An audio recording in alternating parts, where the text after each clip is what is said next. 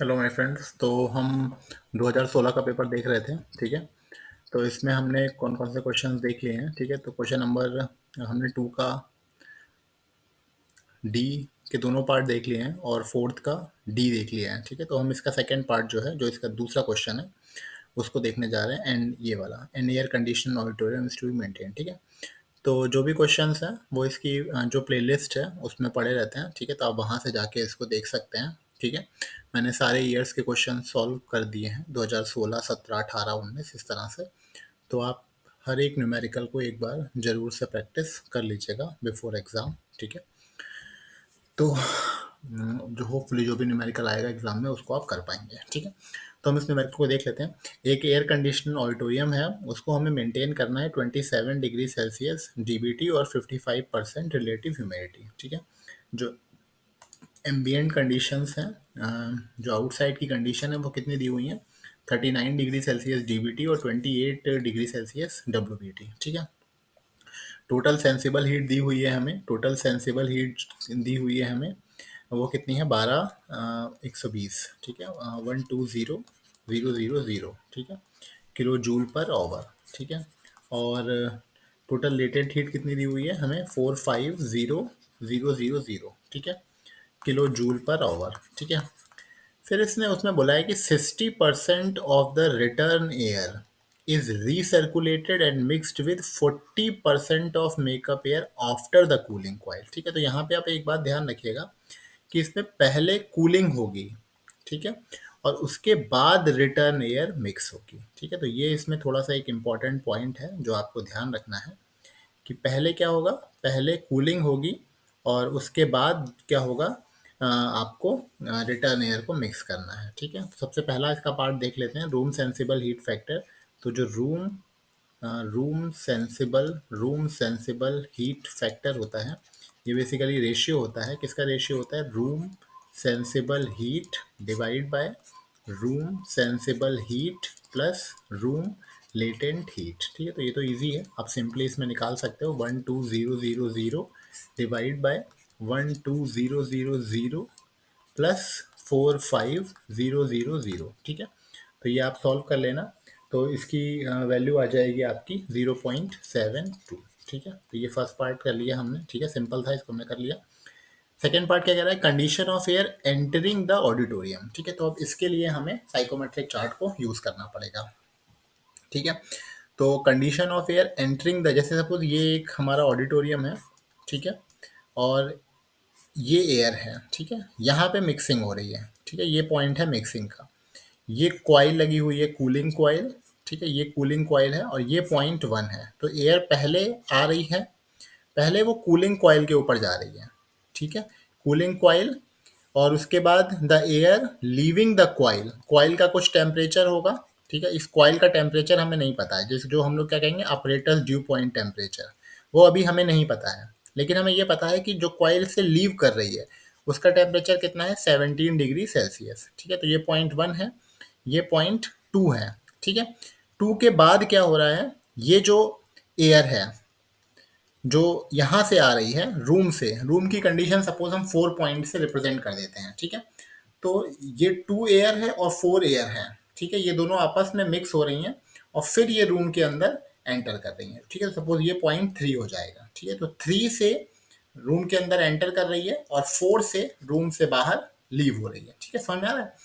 तो अब हमें पॉइंट 1 2 का हमें पता है 17 डिग्री सेल्सियस पे है, पॉइंट 3 और पॉइंट 4, ठीक है। तो अब हमें पॉइंट सबसे पहले 1 मार्क करना है, पॉइंट 4 हम मार्क कर सकते हैं क्योंकि उसकी हमें कंडीशन दे रखी है 27 और 55, और पॉइंट 2 हम मार्क कर सकते हैं 17 डिग्री सेल्सियस पे, ठीक है। तो हम देख लेते हैं कैसे मार्क करेंगे, ये हमारा साइकोमेट्रिक चार्ट है, ठीक है।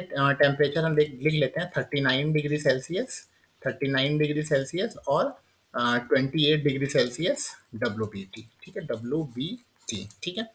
और रूम की कंडीशन कितनी है, 27 डिग्री सेल्सियस और 55%, 27 डिग्री सेल्सियस और 55%, ठीक है। और जो हमें क्या कंडीशन दे रखी है, condition of air leaving the room, यानी कि पॉइंट 2 हमें कितना पता है, 17 डिग्री सेल्सियस, ठीक है। तो हम इस पर मार्क कर लेते हैं।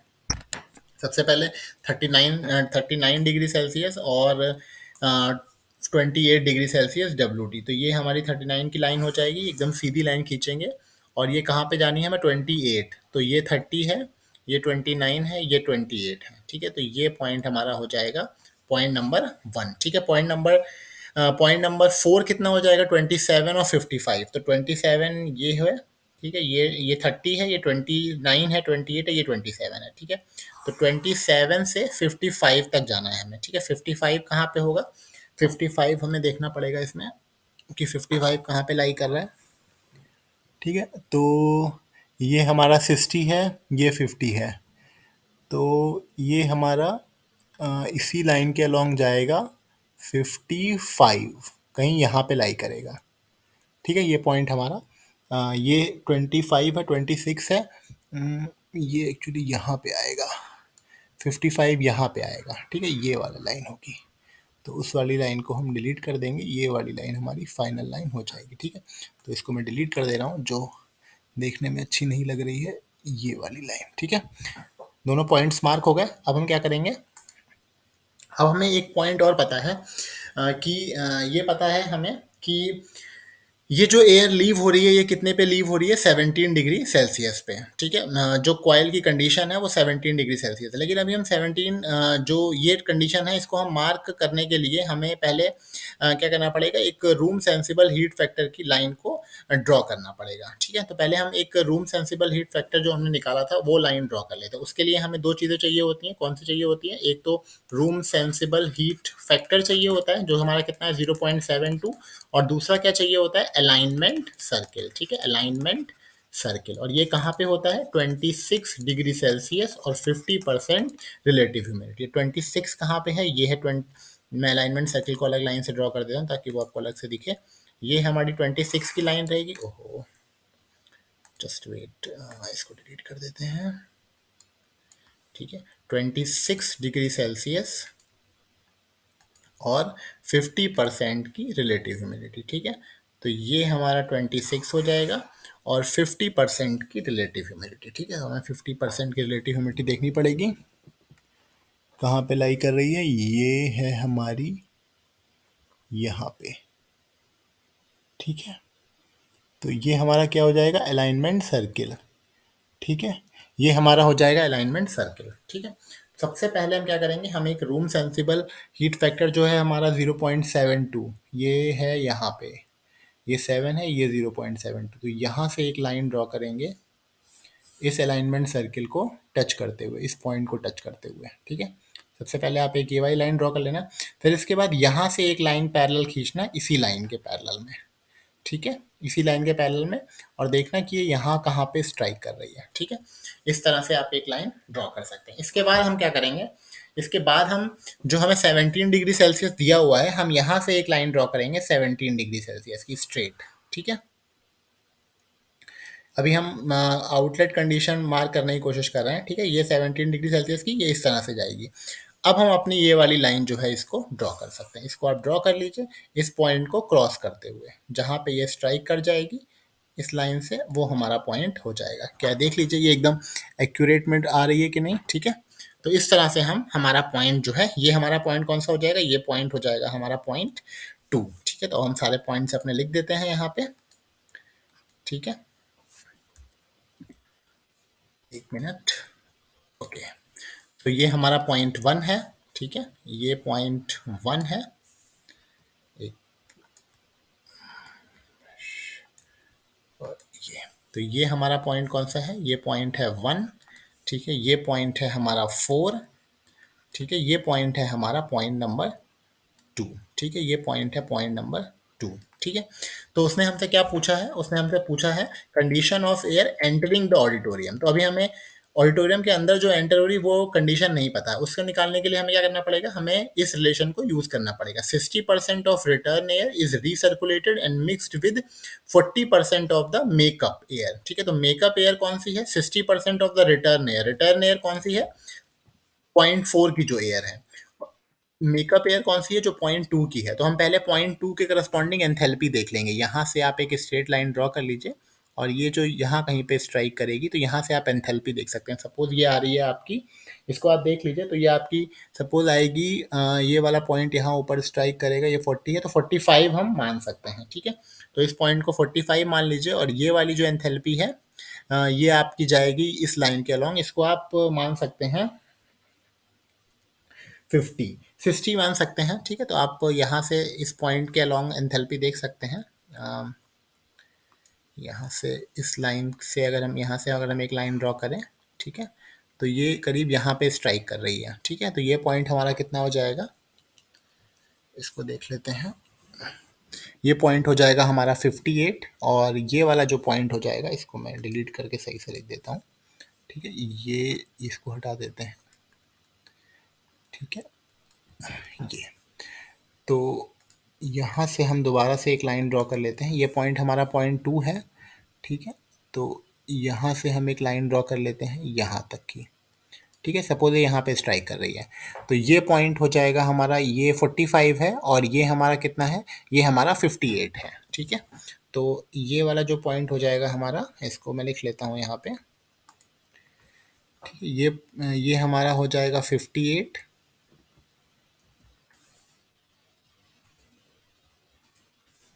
ये पॉइंट हो जाएगा 58, ठीक है। और ये वाला पॉइंट हो जाएगा हमारा 45, ठीक है। तो अब हमें पॉइंट 3 मार्क करना है। पॉइंट 3 हो जाएगा 60% of the makeup air, 60% of the return air, और 40% ऑफ द मेकअप एयर 45। इसको सॉल्व करके हमें पॉइंट, हमारा पॉइंट 3 मिल जाएगा, जिस पॉइंट पे एयर एंटर करेगी, ठीक है। तो आप इसको सॉल्व कर लीजिए, ये आ जाएगा आपका, ठीक है, ये आ जाएगा आपका 52.8। तो 53 मान लेते हैं इसको, तो पॉइंट 53 वो पॉइंट होगा जहाँ पे एयर एंटर करेगी। तो यहाँ से ये जो पॉइंट है, ये जो लाइन है पॉइंट 53 की, यहाँ से आप एक लाइन खींच लीजिए, ठीक है। ये 50 है, ये 50 है, 51, ठीक है। यहाँ से आप एक लाइन खींच लीजिए स्ट्रेट, जहाँ पे ये स्ट्राइक करेगी वो पॉइंट हो जाएगा हमारा पॉइंट नंबर 3। वो पॉइंट जहाँ पे एयर जो है वो एंटर करेगी रूम के अंदर, ठीक है। तो इस तरह से हम लिख सकते हैं। तो सप्लाई कंडीशन हमारी जो रूम के अंदर आएंगी, condition of air entering the room हो जाएगी, उसकी जो उसका जो टेम्परेचर हो जाएगा वो हो जाएगा, आप यहाँ से एक स्ट्रेट लाइन ड्रॉ करके देख सकते हैं। यहाँ से एक स्ट्रेट लाइन ड्रॉ कर लीजिए नीचे की तरफ, ठीक है। ये कहीं यहाँ पे स्ट्राइक कर रही है, ठीक है। तो ये 25 है, ये 24 23 के समथिंग है, ठीक है। तो condition of air entering the room 23 degree Celsius, ठीक है, कंडीशन हो जाएगी, ठीक है, 23 डिग्री सेल्सियस।